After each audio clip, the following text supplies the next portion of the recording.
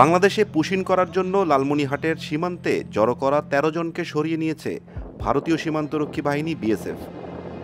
বুধবার ভোর থেকে বিএসএফ ওই ১৩ জনকে বাংলাদেশে ঠেলে দেওয়ার প্রস্তুতি নিচ্ছিল, কিন্তু বিজিবির কড়া অবস্থানের কারণে তা সম্ভব হয়নি।